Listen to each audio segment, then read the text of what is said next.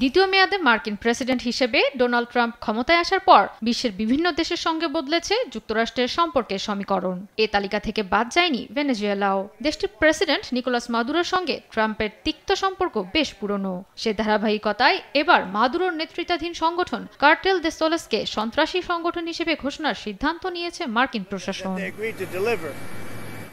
রোববার মার্কিন পররাষ্ট্রমন্ত্রী মার্কো রুবিও জানান, আগামী 24 নভেম্বর থেকে সংগঠনটিকে বিদেশি সন্ত্রাসী গোষ্ঠী হিসেবে বিবেচনার সিদ্ধান্ত নিয়েছে যুক্তরাষ্ট্র।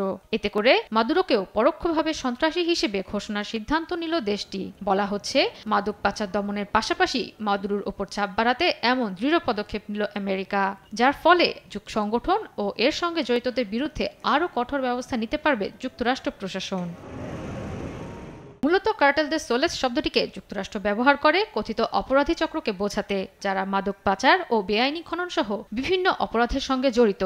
তবে মাদক পাচারের সঙ্গে মাদুরোর যুক্ত থাকার পক্ষে কোনো প্রমাণ দেখাতে পারেনি ওয়াশিংটন। এদিকে মাদুরোর বিপক্ষে আনা সকল অভিযোগকে অস্বীকার করেছে ভেনেজুয়েলা। জল্পনা চলছে, মাদুরোর ওপর চাপ বাড়াতে যুক্তরাষ্ট্র হামলা চালাতে পারে ভেনেজুয়েলার অভ্যন্তরে।